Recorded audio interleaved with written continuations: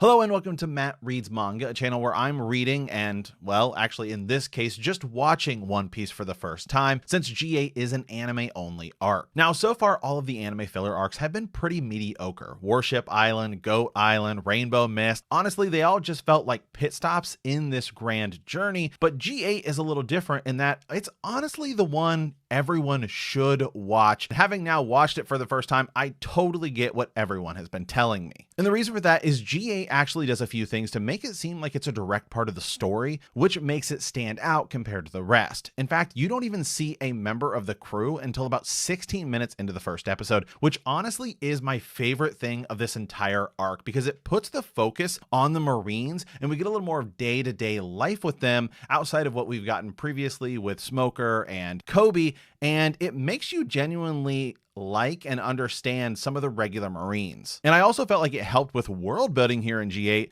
even though some of these events are different than the manga. After leaving Skypiea, the Straw Hats land in a military base called Navarone, or G8, and we see the Marines searching the Going Merry. Looking back on this, it's honestly one of the best parts of this arc because it immediately sets the tone for this entire thing, allowing the Marines to take the center stage with our two main characters being Commander Jonathan and his wife, Jessica. Now, I'll spend some time talking about Jonathan at the end of this review because I'd like to talk about Jessica first. She's the head chef at the Marine base, and Jessica is just great. Even though we only get her a little bit in this story, she's certainly a little overbearing, continuing to make Jonathan the same meal over and over again because it's his favorite. It lends to her story well to clash and also work with Sanji as they have a cooking battle and then end up working together, with Sanji introducing new ideas like making sure they use every piece of the ingredients and not having any food go to waste, as Sanji actually beats them in a cooking battle where all the Marine cooks use the best parts of all of the ingredients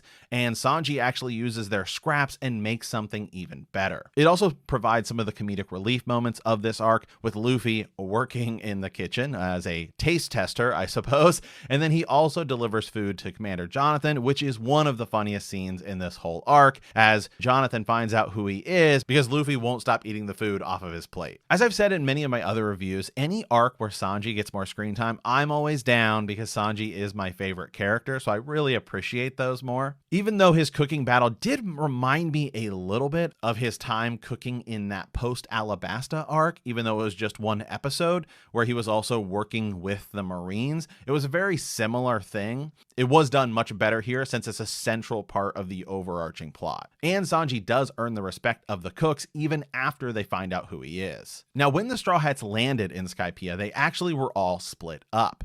So meanwhile, Zoro gets captured and Usopp and Nico Robin pass themselves off as special inspectors. Chopper passes himself off as a Marine doctor and even provides emergency surgery, with Nami working as a nurse. But then the actual special instructor shows up named Commander Shepard, who really works as the actual villain of this arc. He's working against Commander Jonathan in trying to shut G8 down and take credit for the captured Straw Hats himself. The higher up Marines view G8 as an unnecessary expense since it's a massive fortress and they have quite a large battalion there. This does make the base at Navarone a formidable foe for the Straw Hats as well, since it's almost impossible to escape, not only with its geography, but the Marines can also control the tide. And this makes for an excellent moment at the end when the Straw Hats have to try and break out. Now, G8 is an 11 episode arc and it doesn't really feel that weight like we felt post Alabasta before Jaya, which was actually 3 separate filler arcs and about 12 to 13 episodes. So it's pretty similar in length, but this is one arc as opposed to 3,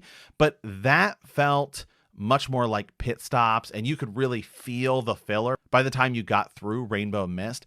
But here in G8, because it's just a very good central story that actually even ties in moments from Skypiea, you could probably watch this and not even think it's filler. Several of the moments that actually carry over include Nami using her waiver as her and Luffy race toward the gold that they also forgot from Skypiea that Commander Jonathan has taken even after they get their ship back to lure them out. It serves as just one of the key elements since the Straw Hat don't want to leave G8 without it. And then even decide they want to use it to fix the Going Merry, which is actually a really nice touch, and they gave the Going Merry its own little segment to shine in this arc, doing a little bit of rehashing past moments, but it was nice to see the Going Merry have its own moment. Add in the focus on the Marines and that Jonathan doesn't come across as a really evil guy, and he's dealing with his own issues inside of the Marines, that just gives this story quite a bit of depth on its own. And as something that, unlike the other filler arcs, which often feel like one-off adventures, G8 feels so connected to the story as a whole, it just makes it so good. Now, even though Commander Jonathan is the adversary of this arc,